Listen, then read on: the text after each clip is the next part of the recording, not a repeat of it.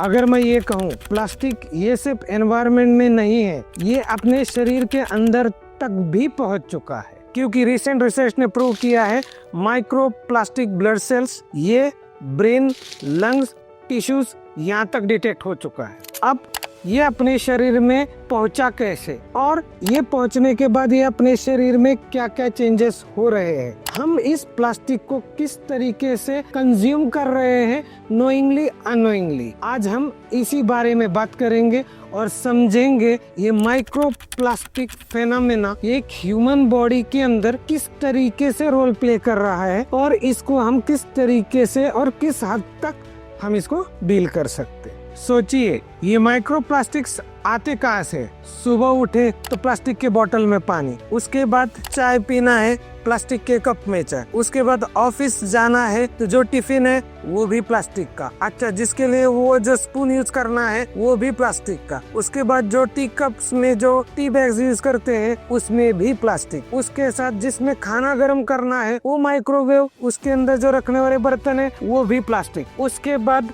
जिसमें food carry किया गया है वो भी प्लास्टिक, जिसमें चाय लाई गई जिस थैली में वो भी प्लास्टिक की थैली, इसके बाद जो स्टीरर है वो भी प्लास्टिक का, इवन दो जिसके ऊपर वो कप रखा है उसके ऊपर जो कैप रखी है वो भी प्लास्टिक है। इतनी छोटी छोटी बातें हैं जिसके थ्रू हमारे बॉडी के अंदर वो प्लास्टिक नोइंगली अननोइंगली जा रहा है। साथ ही साथ जिस प्लेट में खाना खा रहे वो भी प्लास्टिक की, इवन दो जो डस्ट निकल रही है, जो पार्टिकल निकल रहे हैं, इनफैक्ट क्लोथिंग जो पहनते हैं यानी कपड़े पहनते हैं, जिस सोफे पे बैठते हैं, जो टॉप है आपके टेबल का and all, everywhere you will able to see that plastic plastic plastic. अब सोचिए कि अगर ये प्लास्टिक किसी ना किसी फॉर्म में नोइंगली अननोइंगली भले छोटी छोटी क्वांटिटी में आपके शरीर में कहीं ना कहीं से जा ही रहा है। अब आप बोलोगे डॉक्टर साहब अब ये इसको तो अवॉइड करना इम्पॉसिबल है, एक हद तक सोचे तो बिल्कुल हाँ, क्योंकि अब देखिए मैंने स्पेक्स लगा रखा है, ग्लास है,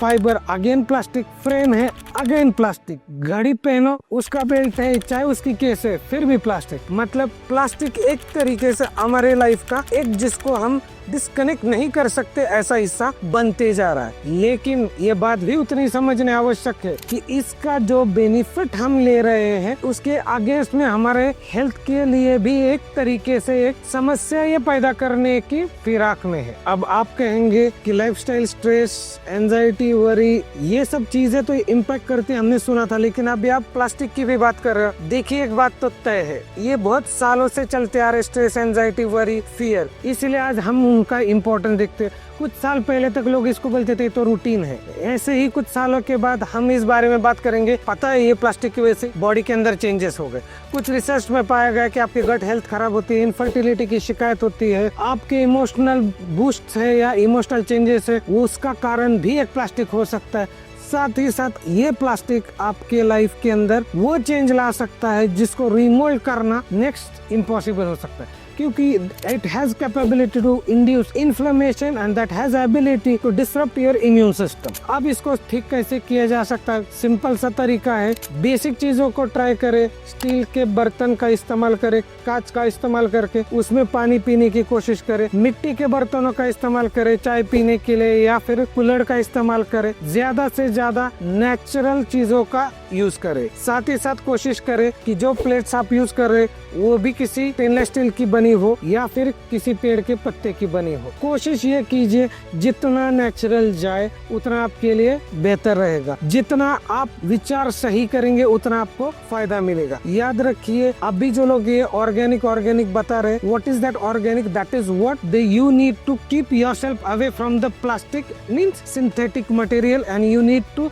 start using the natural resources जो कि हम ट्रेडिशनली यूज करते थे। अब आप कहेंगे होम्योपैथी में इसका क्या रोल है? होम्योपैथी ये एक ही ऐसा साइंस है जो आपकी बॉडी को डिटॉक्सिफाई करता है। बॉडी पे किसी भी एलिमेंट का अगर बैड इफेक्ट होके अगर सिस्टम में चेंजेस आ गए तो ये आपको रिपेयर करने में हेल्प करता है, क्योंकि ये एक ही साइंस है जो सिम्टम पे नहीं सिस्टम पे काम करता है। तो याद रखिए plastic is not good for the health, even though the terminology micro plastic it itself indicating that has ability to change the human complete body health. So stay informed, stay safe, stay positive, stay happy.